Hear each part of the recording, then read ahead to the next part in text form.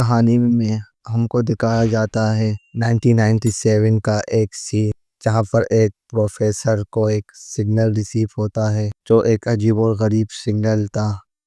دوسری طرف امریکہ میں بھی یہ سگنل ریسیو ہو رہے تھے۔ یہ سگنل بہت ہی عجیب تھا۔ یہ آدمی یہ انویسٹیگیشن کرنے کے لیے اس سگنل کو فوراً اس سگنل کے پاس چلا جاتا ہے جہاں پر آگ لگی ہوتی ہے۔ اس کے پاس جا کر یہ آدمی دیکھتا ہے کہ ایک میٹرائٹ گرا ہوا ہے، جسے دیکھنے کے لیے اسے وہ قریب جاتا ہے۔ جیسے ہی وہ قریب جاتا ہے، میٹرائٹ کے اندر سے ایک عجیب و غریب دھواں نکل رہا تھا اور روشنی بھی باہر نکل رہی تھی۔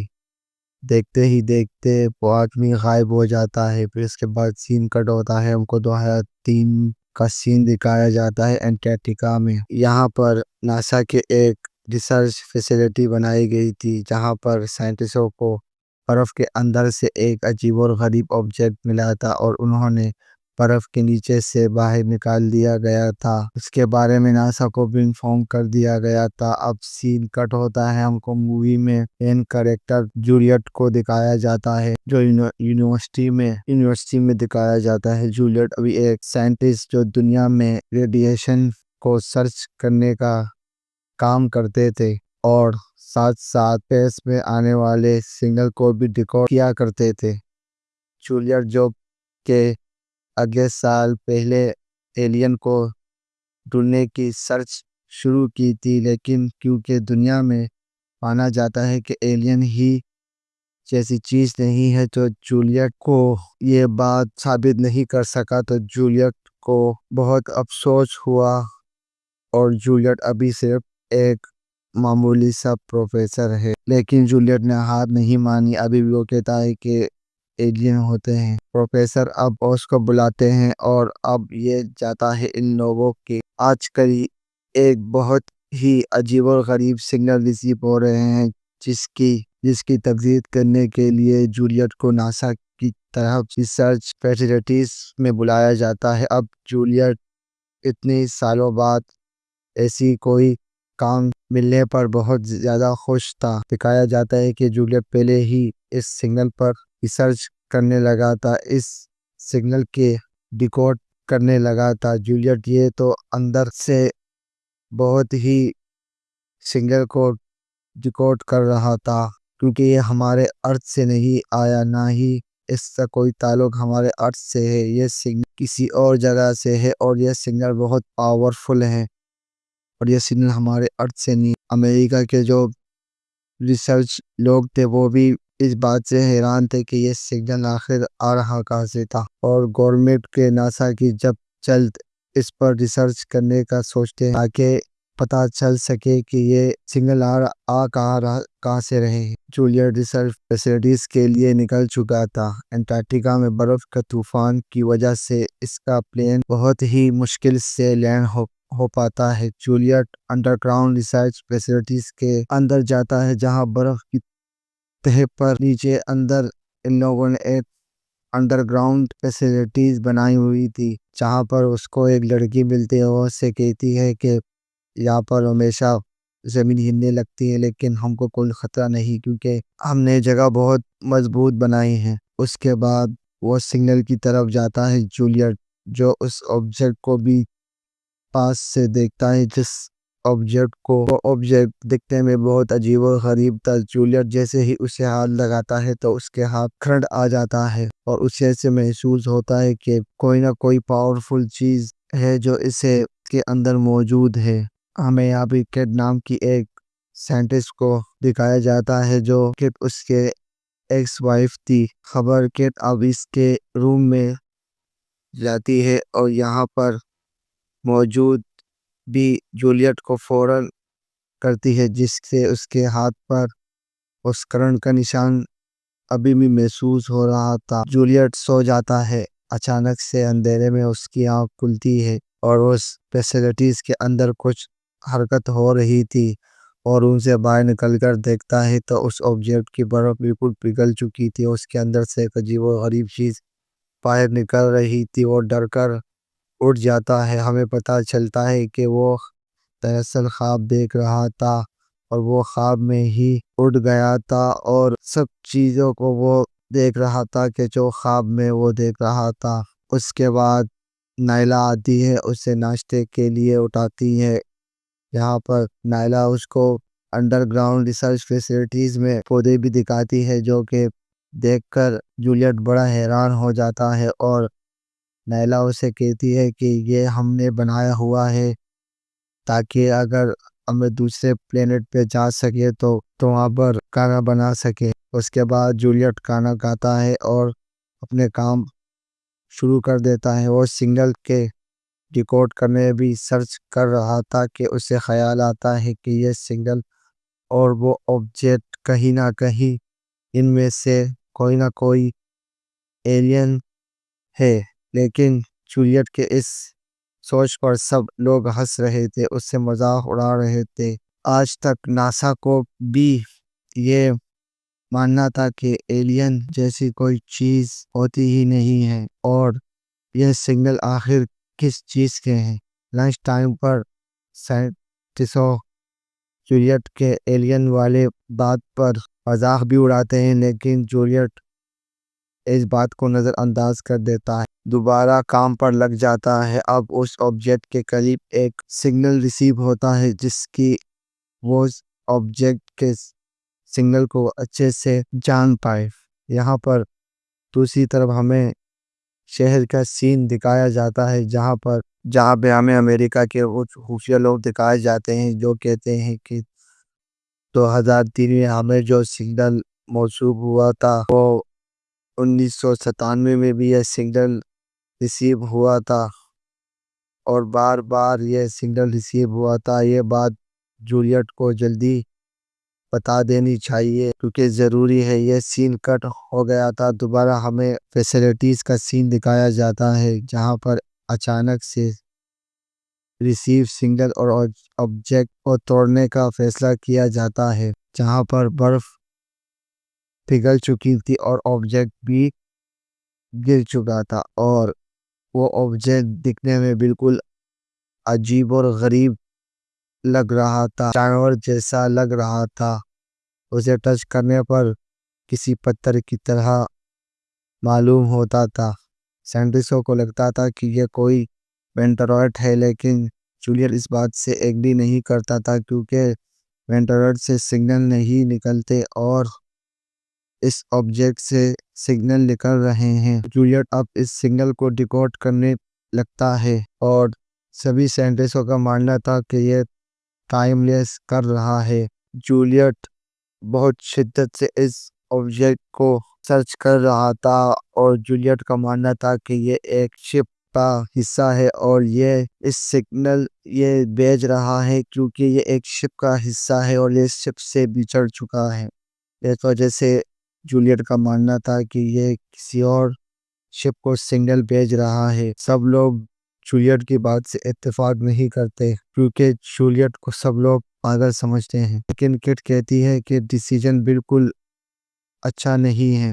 جولیٹ کہتا ہے کہ میں اس آبجیکٹ کو کھولنے کا فیصلہ کرتا ہوں، اس آبجیکٹ کو کھولو تاکہ مجھے اس کے سگنل اچھے سے مل سکے، لیکن اس بات سے کوئی بھی ایگری نہیں ہوتا کیونکہ سب کا یہ ماننا تھا کہ کیا پتہ اس کے اندر کوئی وائرس ہو جو سب کچھ ختم کر دے، یا اس کے اندر کوئی ایلین ہو جو ایڈوانس ہو اور ہم اس سے مقابلہ نہ کر پائے۔ لیکن یہ مانتے آخر یہ لوگ مان جاتے ہیں کہ اس شپ کو ٹکڑے کر دینا چاہیے، مطلب توڑ دینا چاہیے۔ اس کے بعد ہمیں دکھایا جاتا ہے اس شپ کو یہ توڑنے لگتے ہیں، اس سے ایک ٹکڑا گر جاتا ہے۔ جب ٹکڑا گرتا ہے تو وہ جو ریسرچ لیب کا ہیڈ ہوتا ہے تو وہ کہتا ہے کہ یہ کوئی پتھر نہیں، ایک مینٹروئڈ کا ٹکڑا ہے جو اس دنیا میں نہیں پایا جاتا، یہ خود بنانا پڑتا ہے۔ یہاں پر ہمیں دیکھنے کو ملتا ہے جولیٹ جب اپنے روم میں جاتا ہے تبھی اس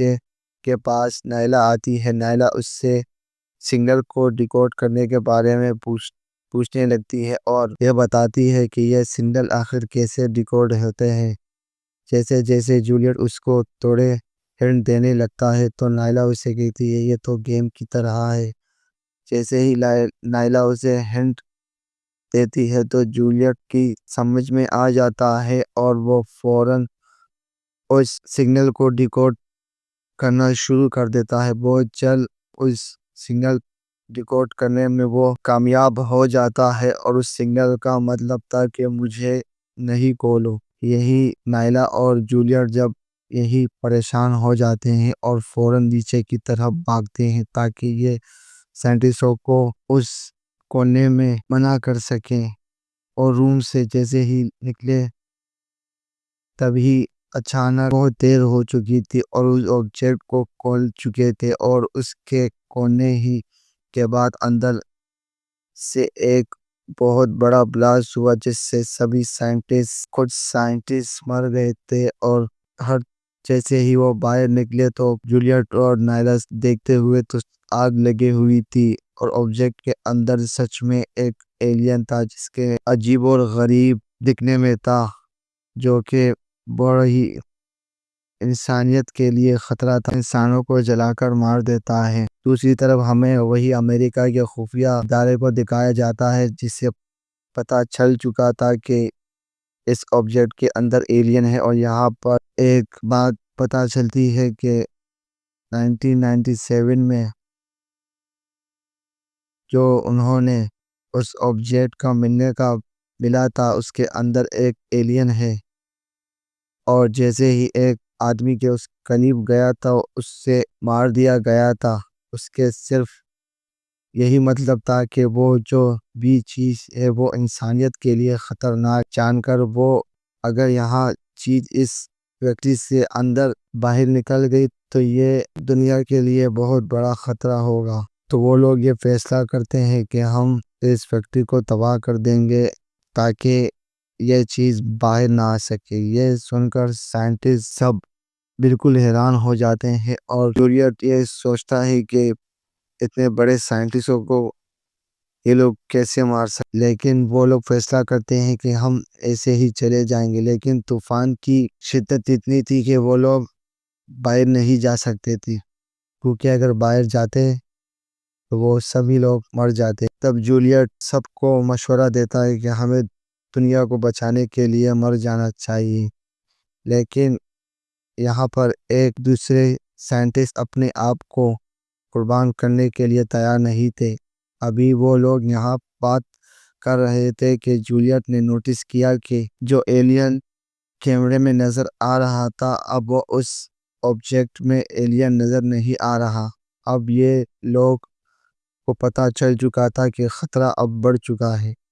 جولیٹ فوراً اس ایلین کو ڈھونڈنے لگتا ہے اور اس ایلین کے پیچھے پڑ جاتا ہے۔ وہ ایلین ایک جگہ پر چھپا ہوتا ہے۔ جولیٹ فوراً ہی اپنی ٹارچ کو گرا دیتا ہے تاکہ ایلین کو پتہ چل سکے کہ میں اسے نقصان پہنچانا نہیں چاہتا۔ اس کے بعد وہ ایلین کے قریب جاتا ہے اور ایلین اس کے چہرے پر اپنے ہاتھ پھیرتا ہے اور اسے وہ سب چیز دکھانا چاہتا ہے جہاں سے وہ آیا ہے اور جہاں سے وہ جانا چاہتا ہے۔ تبھی ہی وہاں پر جو انسان ہوتا ہے سائنٹسٹ وہ اس ایلین کے اوپر گولیاں چلانے لگتا ہے اور اس ایلین کو مار دیتا ہے۔ یہ ہم دیکھتے ہیں کہ جولیٹ بہت زیادہ غصہ ہوتا ہے اور اس سے یہ لگتا ہے کہ اب وہ مر جائیں گے۔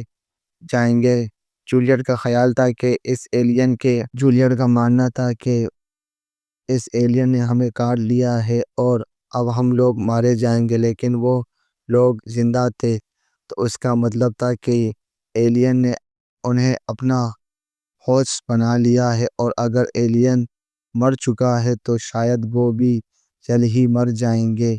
جولیٹ کا یہ ماننا تھا کہ یہ ایلین ہمارے اندر اپنی بیماری چھوڑ چکا ہے اور یہ لوگ باہر جانے کی کوشش کرتے ہیں، لیکن جولیٹ سب سے کہتا ہے کہ جب تک یہاں پر سب کے بلڈ ٹیسٹ نہیں ہو جاتے یہاں سے کوئی بھی باہر نہیں جائے گا۔ سب کے بلڈ ٹیسٹ ہوتے ہیں اور سب میں ہی وہی ایلین وائرس پایا جاتا ہے۔ تو جولیٹ اب فیصلہ کرتا ہے کہ ہمیں یہیں پر ہی مرنا ہوگا تاکہ دنیا بچ سکے، لیکن کچھ لوگ ماننے کے لیے تیار نہیں تھے کیونکہ وہ مرنا نہیں چاہتے تھے۔ جولیٹ سبھی پاسورڈوں کو ڈیلیٹ کر دیتا ہے تاکہ یہاں سے کوئی باہر نہیں جا پائے۔